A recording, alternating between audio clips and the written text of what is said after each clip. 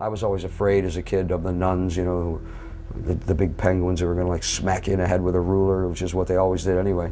Or the fact that, you know, if you do something wrong, you're going to go to hell, and you know, you're going to suffer terribly. And whoa, I mean, give me a break here. What's going on? For years, the battle lines have been drawn. Ozzy Osbourne, the unhinged original, versus Ronnie James Dio, the disciplined force who reshaped Sabbath's sound. Metal fans didn't just choose favorites, they chose sides. But buried beneath decades of noise, one quiet truth has gone mostly ignored. With his legacy still under debate, Dio left behind a trail of interviews and actions that hint at something far more revealing than a rivalry. In this exposé, we revisit the friction, the silence, and the subtle signals that suggest Dio wasn't just battling for recognition. He was pointing at a deeper fracture in the foundation of metal itself. What was Dio really calling out? Stick around, because behind the stage lights, there's a different story waiting. A titan beyond the mic. Before Ronnie James Dio ever stepped into the shadowy world of Black Sabbath, he had already carved out a legacy of his own. Starting with the blues rock band Elf in the early 1970s, Dio's rich, powerful vocals immediately set him apart. His career took a major turn when Ritchie Blackmore selected him to front Rainbow, a band that would push the boundaries of hard rock with albums like Rising and Long Live Rock and Roll. In the 1980s, Dio further cemented his status by forming his own band, simply named Dio, launching hits like Holy Diver and Rainbow in the Dark. Each chapter of his evolution showcased not just vocal excellence, but also a growing command of narrative and mood. Dio's lyrics were unlike anything his peers were writing. While many rock and metal bands focused on harmful substances, rebellion, or shock value, Dio leaned into epic fantasy, philosophical duality, and spiritual empowerment. His songs explored moral battles, internal struggles, and cosmic forces, often told through vivid, metaphor-laden stories. Themes of inner strength and triumph over darkness defined much of his work, resonating with fans who saw themselves in his mythic metaphors. His lyrics didn't just entertain, they inspired. Dio was, in all areas, a frontman of rare discipline and vocal control. In contrast, most picked a chaotic line and chose to face the unpredictable. They did not exhibit an aspect of professionalism, consistency, and precision, except just one. Dio possessed that. Dio could project post-melismatic vocals anchored in his background training in opera and classical music. In other words, clarity of tone made it sure, not power, but actual vocal range. In stark contrast to the other singers in this genre, who produce it with raw, moody sounds, Dio sang it with finesse and elegance. And those of other generations, from Metallica to Dream Theater, often cite him not merely for his vocal abilities, but rather for truly being an inspiration in terms of the art. On outside records besides his own, Dio has marked contributions and indelible contributions to the metal culture. He is largely respected for popularizing the devil horns hand gesture in rock, now considered a universal symbol for rebellion. He is not just supporting young bands and respecting fans, but also grounded according to the position he occupies. As with every performance of Dio, it is on stage leading a band or addressing a charity event, he always does it with dignity and conviction. It was not just an avalanche of albums, it was a blueprint for artistic integrity in a heavy metal career. But before their names became tethered in a decades-long comparison, something deeper was already taking shape. An unspoken contrast that would quietly define everything that followed. Dio and Ozzy off stage. The professional paths of Ronnie James Dio and Ozzy Osbourne famously intersected in 1979, when Dio replaced Ozzy as the lead vocalist of Black Sabbath. This marked a pivotal moment for both artists. Ozzy was departing under chaotic circumstances, while Dio was entering a band in need of rebirth. Though they were never bandmates, their careers would remain intertwined for decades. Dio's tenure with Sabbath spanned multiple eras. The original Heaven and Hell years, 1979 to 1982, a brief reunion for Dehumanizer in 1992, and finally, the Heaven and Hell Project in the late 2000s. Meanwhile, Ozzy rejoined Sabbath sporadically, but dominated the public spotlight as the original frontman. Despite working with different lineups, the two men's names became forever linked in Sabbath lore. On a personal level, Dio and Ozzy couldn't have been more different. Ozzy, known for his unfiltered, unpredictable behavior, often embraced a wild and chaotic image both on stage and off. Dio, by contrast, was meticulous, reserved, and intellectually inclined, more a craftsman than a provocateur. While Ozzy was often the center of controversy or spectacle, Dio kept a lower profile, preferring to focus on the music and avoid personal drama. Backstage, those who worked with them described Dio as respectful and professional, while Ozzy's behavior could be erratic due to long-standing issues with substance abuse. These contrasting personalities shaped not only how they were perceived individually, but also how their relationship was interpreted. Over the years, public statements from both sides showed this uneasy dynamic. Dio would generally take the higher road in interviews and would not criticize Ozzy directly, but would remain on his own principles and contributions. Ozzy sometimes verbally acknowledged Dio as a great vocalist, but in other instances shrugged off his legacy in Sabbath. More pointed comments tended to come from within the Osbourne camp, particularly Sharon Osbourne, who made all sorts of snide remarks that would earn backlash from fans and fellow musicians alike. Most of the time, Dio would avoid any direct comment, but close people have admitted that a non-recognition from him hurt the continued marginalization of his role in Sabbath history. Such personal exchanges, or lack thereof, contributed significantly to the broader tale of their relationship. Even if they were not to speak to one another or, indeed, refer to each other, their mere presence in the same orbit of Sabbath's legacy would create tension in the media and in the minds of fans. The absence of real collaboration or reconciliation only added fuel to the fire of speculation about them.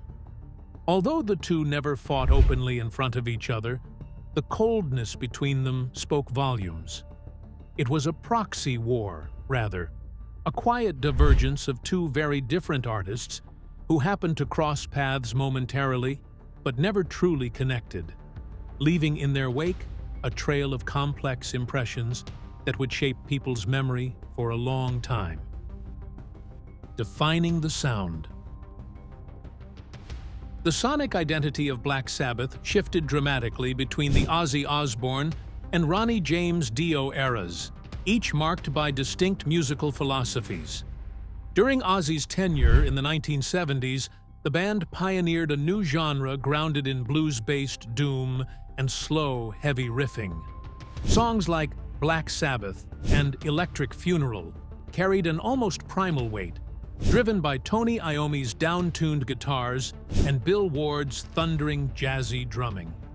The arrangements were often loose and hypnotic, relying on atmosphere and repetition to create a sense of dread. Ozzy's unique, nasally voice floated eerily above this foundation, reinforcing the dark, oppressive mood that would come to define early heavy metal.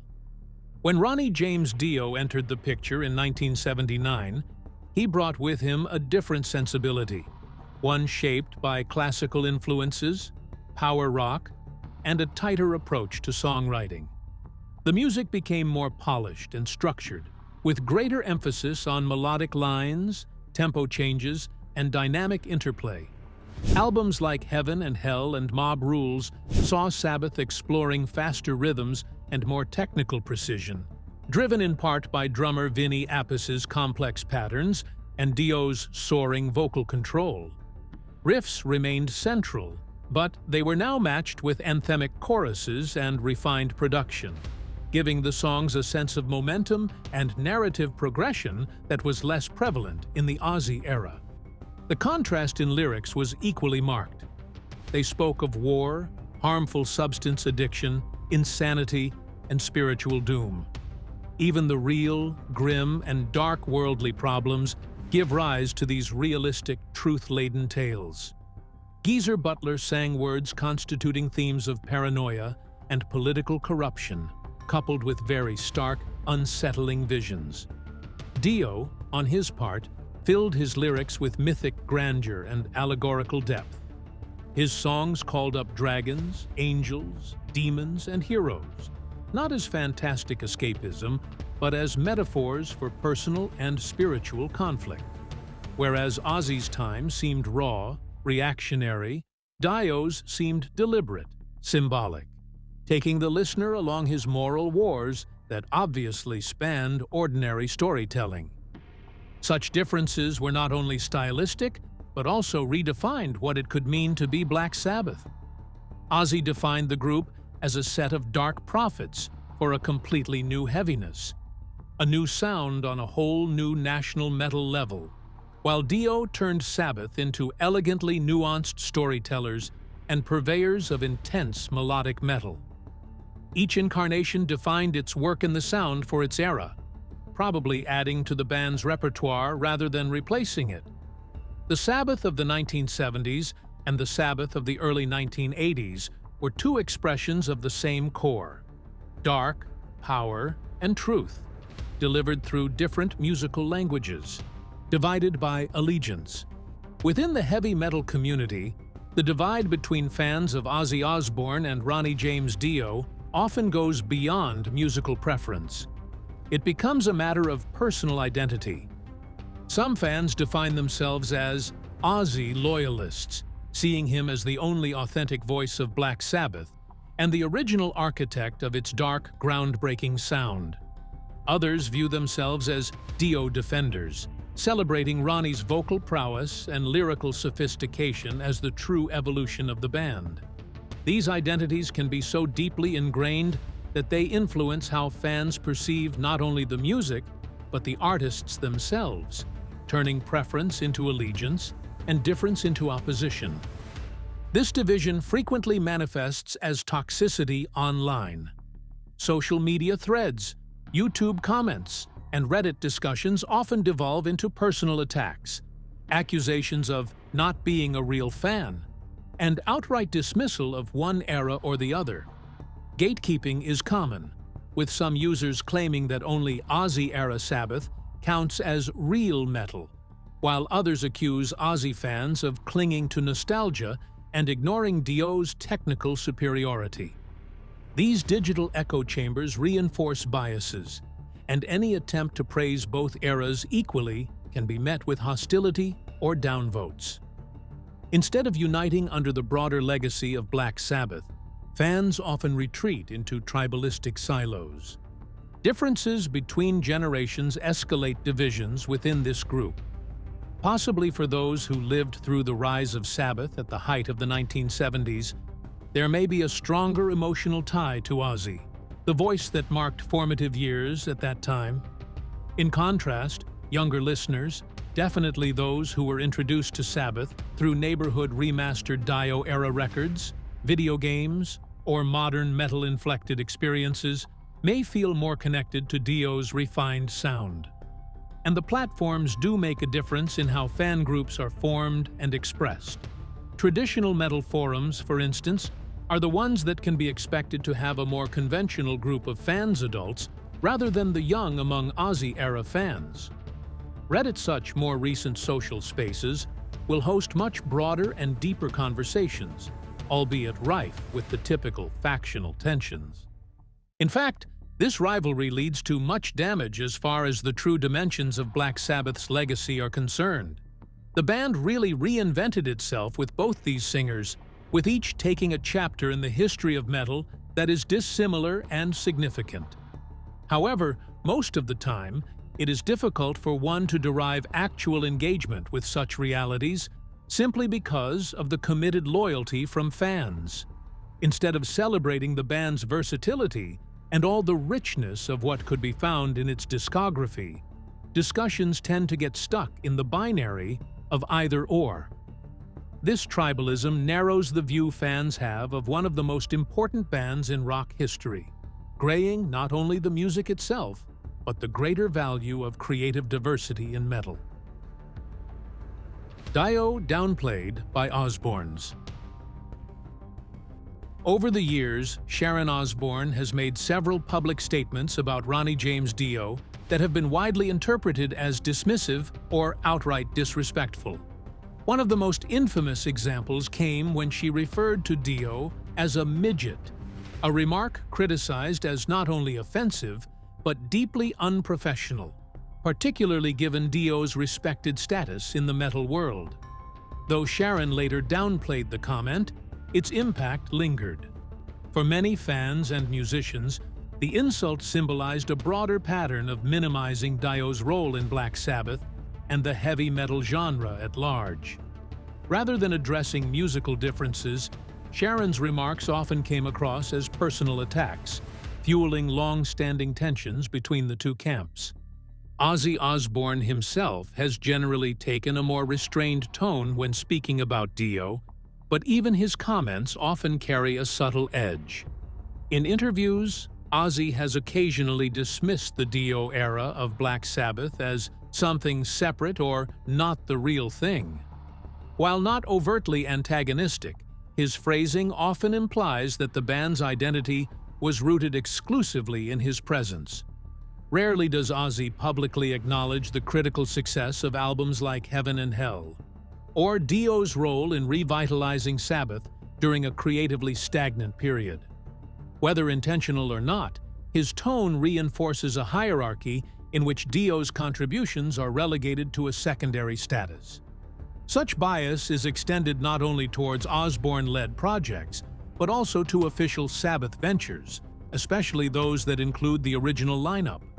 Reunion tours, merchandise, and documentaries tend to leave aside the Dio period entirely, if at all it is mentioned.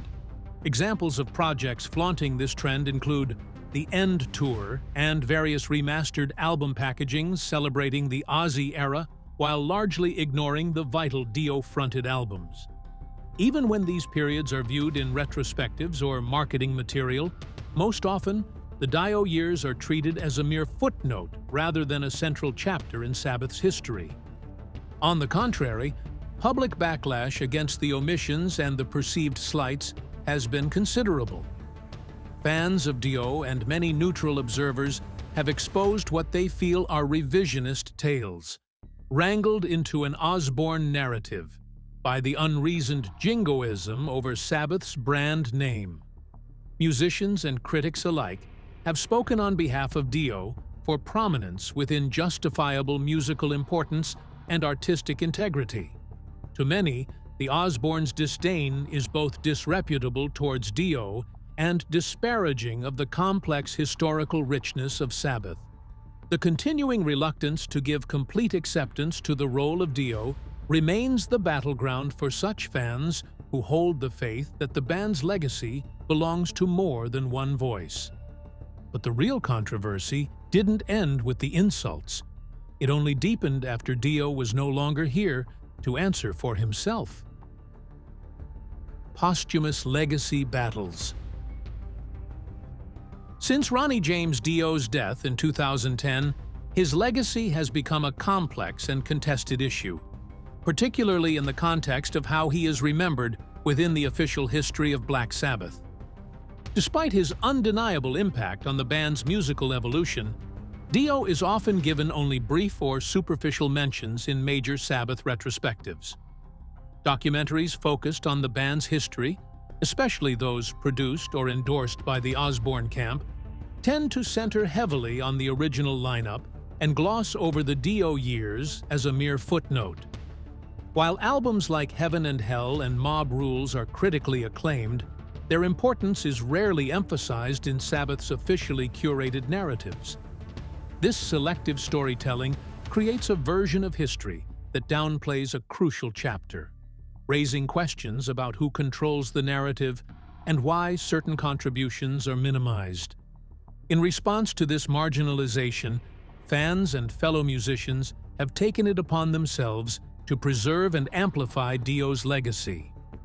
Tribute concerts such as Ronnie James Dio, This Is Your Life, and the formation of the band Dio Disciples, comprising former collaborators, serve as grassroots efforts to keep his music alive. Technological tributes, including the controversial use of a hologram at live events, have sparked debate, but also demonstrated the deep emotional connection fans still feel. Artists from across the metal spectrum, ranging from Metallica's Lars Ulrich to Judas Priest's Rob Halford, have publicly honored Dio as a titan of the genre, often emphasizing his lyrical depth and unwavering professionalism. These efforts underscore the gap between the fan-driven legacy and the one curated by institutions or industry stakeholders, revealing a powerful undercurrent of reverence that persists in spite of official neglect. Moreover, there are other things that complicate an already uneven situation. One would have to include omissions in commercial releases and room for recognition in the industry. The persistent neglect of Dio-era Black Sabbath and Dio as a solo artist by the Rock and Roll Hall of Fame has sparked wrath among fans who feel that such glaring oversights deserve some merit. Derivative products and remastered album box sets are often centered around the Ozzy years, while ignoring or giving just a token representation to the Dio catalog. Such exclusions state, albeit subtly, that Dio's era is either less important or too marketable, despite its great musical contributions. These omissions are not just logistical, but are also laden with symbolism, creating an imaginary hierarchy of significance in the band's history that many would argue is neither fair nor accurate. Since Dio died, the debate regarding his remembrance has sharpened. Death highlights the life of an artist, propelling a rethinking of the person's role, influence, and narrative. For Dio, the aura of injustice deepened as fans felt he was no longer able to defend himself, while some continued to manipulate public memory about him. This silence and selective acknowledgement, juxtaposed to a vigorous defense by his fans, leads to the point being made not just about the music of Dio, but about a larger discussion concerning historical fairness, institutional control, and how cultural legacies are negotiated always on merit, but on power. Media manipulation. The rivalry between Ozzy Osbourne and Ronnie James Dio, while rooted in real historical and musical divergence, has been increasingly shaped and amplified by the media for the sake of engagement. One of the most common tools in this strategy is the use of provocative headlines that frame the two artists as locked in an ongoing battle. Titles like Ozzy versus Dio, Who Was the Real Voice of Sabbath? Or Black Sabbath's True Frontman Finally Revealed are engineered to generate clicks and stir emotional reactions rather than deliver nuanced analysis. These headlines often reduce a complex, decades-long evolution of a band into a simplistic showdown, forcing readers to choose sides rather than encouraging understanding. It's less about informing the public and more about stoking division that guarantees attention. Beyond headlines, the very structure of digital media encourages this type of manufactured controversy. Platforms like YouTube, social media feeds, and recommendation algorithms reward content that sparks emotional reactions, anger, nostalgia, outrage, all of which are triggered easily by tribal debates. Videos comparing Dio and Ozzy are routinely pushed to the top of search results and homepages because they provoke discussion, even if that discussion becomes toxic. Articles and videos that present a balanced view or explore the band's overall legacy are far less likely to be promoted by algorithms that prioritize engagement over substance. As a result, the Ozzy versus Dio debate isn't just perpetuated by fans. It's algorithmically amplified into a cultural feedback loop that shapes perception. While band retrospective documentaries are never free from this dynamic, many of the more official or semi-official productions tend to favor selective storytelling, this case-only version of the Sabbath narrative. When it comes to the presence or endorsement of Ozzy, these stories tend to focus excessively on his role and give more screen and emotional time to the original lineup, while glossing over the Dio years. Even when acknowledging Dio's contributions, they have often been represented as either secondary or transitional, rather than as transformational. At the core of all this is a commercial incentive that offers clicks, views, and merchandise greater priority than artistic truth.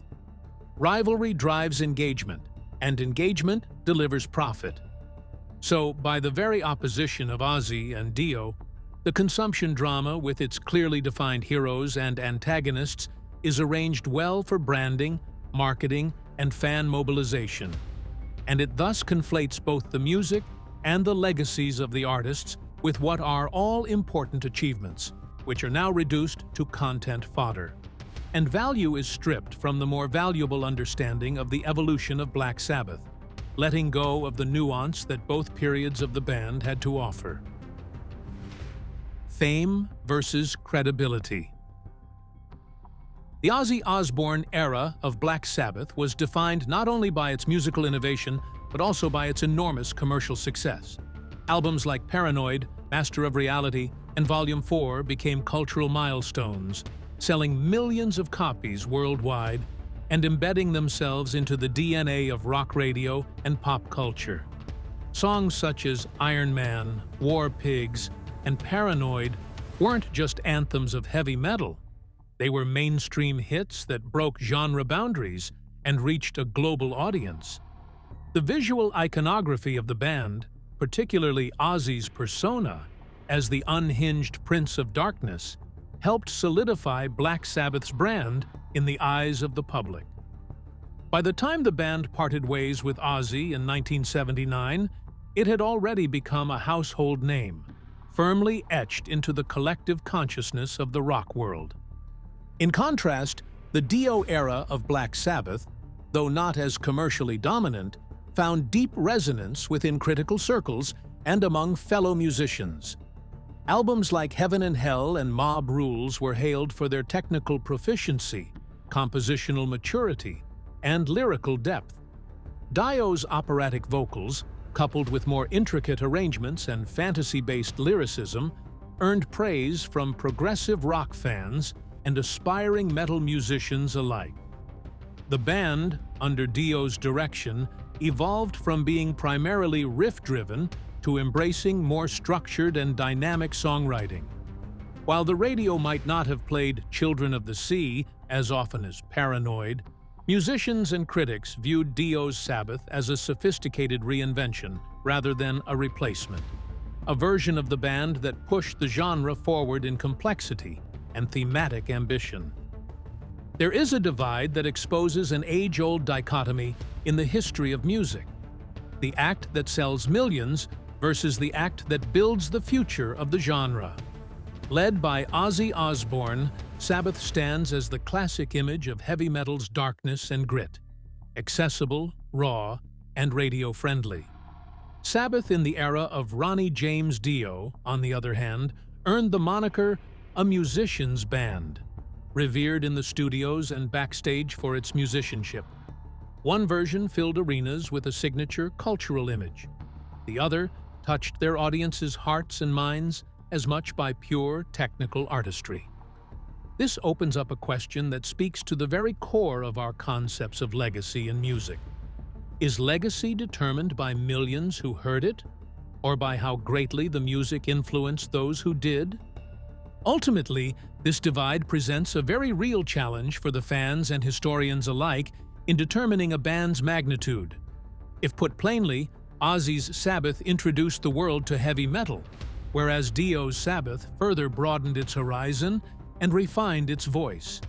In a business where revenue gives artists muscle, Dio's renown serves a very important reminder that the kinds of respect that artistic credibility attracts can be just as potent. What remains in people's minds longer? Commercial success or creative genius? Maybe it has nothing to do with numbers, but relates to whether the person measuring musical achievement uses fame or finesse as the actual currency. Ozzy's last show. The announcement of Ozzy Osbourne's final performance in 2025, set to take place at Villa Park in Birmingham, marks the end of an era not just for one man, but for an entire generation of heavy metal. Struggling with Parkinson's disease and other debilitating health issues, Ozzy has been candid about his limitations and the emotional toll of facing the stage one last time. Billed as a farewell to both his solo career and his time with Black Sabbath, this event is more than a concert. It's a cultural milestone. It's being presented not only as a personal goodbye, but as a historical bookend to one of the most influential chapters in rock history. For many fans, it's a chance to say goodbye to a voice that helped define the sound of darkness, rebellion, and resilience. However, the final performance also raises pressing questions about representation. Specifically, who will be acknowledged and who will be left out. While the original Black Sabbath lineup is expected to be honored, including tributes to drummer Bill Ward and guitarist Tony Iommi, there has been little indication that the Dio era will receive formal recognition during the event. Ronnie James Dio, who passed away in 2010, was not only a transformative figure for the band musically, but also someone who kept the Sabbath flame burning during years when the original lineup was fractured or inactive. Yet the absence of his name in promotional materials and early discussions surrounding the concert has not gone unnoticed. And for many fans, this silence is deafening. This has raised eyebrows and questions around the world among fans of Sabbath, from the nostalgic reminiscences of the old days to the ones who take offense at the apparent slight. Some fans might be thankful simply to see Ozzy take his last bow, while others want to seize this moment to pay homage to Dio during the performance, perhaps through a dedicated moment, a performance of a Dio-era song, or even a visual homage. The idea is not to overshadow Ozzy's moment, but to complete the circle of Sabbath's legacy by acknowledging all of its vital parts. The tension lies in the fact that many feel Dio's absence would not just be a missed opportunity, but it would symbolize the erasure of a chapter that carried the band through a period of creative rebirth. Excluding him would mean telling an incomplete story that glosses over a significant contribution to the evolution of the band. But just as the final curtain begins to fall, Dio's quiet legacy delivers one last, unexpected message. One that doesn't scream, but cuts deeper than applause ever could. Dio's real exposé. Despite being pulled into a decades-long narrative of rivalry with Ozzy Osbourne, Ronnie James Dio consistently rejected the divisive mindset that surrounded their shared association with Black Sabbath. In interviews throughout his career, Dio emphasized mutual respect among musicians and spoke often about the value of artistic evolution rather than competition. He rarely, if ever, engaged in direct insults or inflammatory remarks about Ozzy, instead choosing to highlight the positive impact each lineup had on the band's history. Dio understood that music was not a contest, but a continuum, one that allowed for transformation, reinvention, and multiple voices contributing to the same legacy. For him, it was about creation, not comparison. This perspective stands in stark contrast to the tribalism that has long defined the fan base and the media narrative. While Dio preached unity, many fans continued to draw hard lines between the true and false versions of Sabbath, fueled by clickbait headlines and reaction-driven content. Media outlets have exploited the split for decades, framing Dio and Ozzy as adversaries in a zero-sum game. This portrayal not only misrepresented the artists, but also distracted from the broader significance of their individual contributions. Dio's refusal to participate in that drama revealed his integrity and foresight. He saw the damage that these fabricated rivalries could cause to the appreciation of the music itself. Dio pursued the building of his legacy throughout life, and did not concern himself with mere scoring of points. His heart and soul went into writing great music, nurturing the careers of many younger artists, and relating to the fans in a sincere and down-to-earth manner. Dio had no interest in showbiz shenanigans just for the sake of publicity. Even when confronted with disrespect or erasure, whether in public proclamations from the Osbourne camp or omissions in the official narrative, Dio simply used the same refrain: make music that matters. His resolute commitment to dignity and humility has made him the very model of grace, in a genre often dominated by ego and showboating. Thanks for watching. If this gave you a new perspective on the Dio versus Ozzy saga, hit that like button and let us know your thoughts in the comments. We want to hear where you stand. Don't forget to subscribe for more untold stories and deep dives from metal history. And if you're ready for more, click the next video on your screen. We promise, it's one you won't want to miss.